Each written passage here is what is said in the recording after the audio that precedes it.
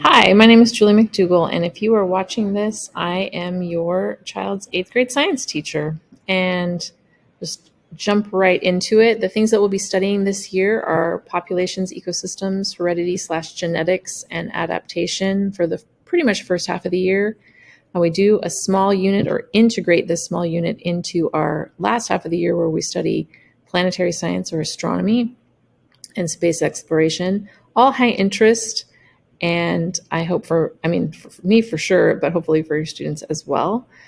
I give homework infrequently, mostly on things students don't finish in class. So if we started a reading and some questions that had to do with that reading, sometimes if students don't finish, they might have that as homework.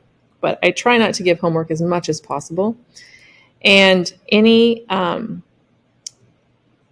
materials that your kids need to finish work at home, or if they're absent to do, they should find on Schoology.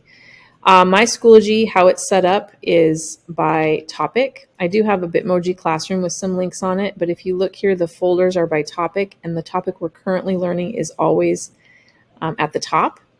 And this upcoming over here is also really helpful if you're trying to direct your child to what things are coming up that are due. Another great resource is this grades section. If you click on that, it'll show all the assignments that have been assigned, when they're due, and live links into those assignments and scores and comments as well.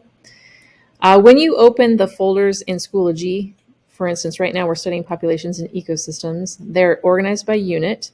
There are 3 units in this topic. And right now we're in Unit 1, which is interactions and ecosystems. And inside that folder, everything's organized by week with the dates given. So currently right now it is week 2. And when you open up a week in there, you'll see all the materials needed to do any of the work we did that week. The biggest resource that you want to direct your students to if they are absent or want to know what they missed are these teaching slides. We organize the teaching slides, or I organize the teaching slides by date. So when kids enter, they have a starter or a due now that's dated, and kids can make those up if they're absent. And then any of the slides that come after that date will be what we went over in class that day. These are all dated as well as when they were assigned.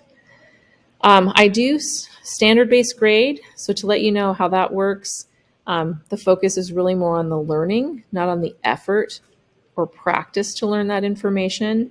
So when you're looking at scores, the best thing to look at is the numerical score out of 4 that students received on items, not the letter grade or percentage. I did send home this, a bigger breakdown of my syllabus, and this is included in it. So if you want to refer to that, you can. This is what it means if your student has each letter grade in my class. If your student has an A, that means they're meeting all the 8th grade standards and possibly exceeding some. Anything above a 3 will get them that score of an A. If they have a B, that is also great. They are meeting all the standards that are required in 8th grade. The scores you want to pay more attention to is if they have a C or below. A C for me means that students have completed most of the work, but maybe have some areas that they didn't show me they quite learned to 8th grade level, and they can always make up assignments and retake tests to show that. A D would mean they're probably getting about half the material, but half the material maybe is not being met. And then it's pretty hard to get an NC, but that is where you pretty much are not showing me any evidence of your learning of what we've done in class. Daily assignments in the score on Skyward are not included. I consider the daily work that we do to be practice for you to show me your learning in the performance grade. So I count the performance grade, which are usually tests, but sometimes projects. That's where you're showing me your learning. And when you see the grade in Skyward, that is from those performance tasks.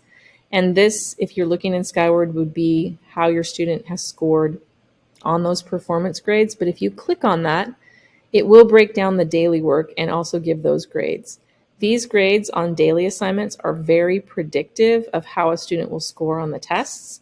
So if you're seeing missing assignments or scores that are less than 3 in this list, then it would be a really good indication that your student needs to finish, correct, make additions to, and make up stuff to prepare for the test that's coming up. I don't count off for late work as long as it's before the assessment. When students are in Schoology, if they click on that grades button, they do see a breakdown of everything we've done so far and I've graded. And these are live links, so students can click on these links right to the assignment. And this is where they look for scores and any comments they received and feedback on those assignments. If you need to get a hold of me, please contact me through my email. I love to hear your questions, or if you have concerns or definitely celebrations. I do have a different email. It's jmcdoug, it's not my full last name, at osd.wednet.edu. So please contact me if you have questions, and thanks for letting me teach your students.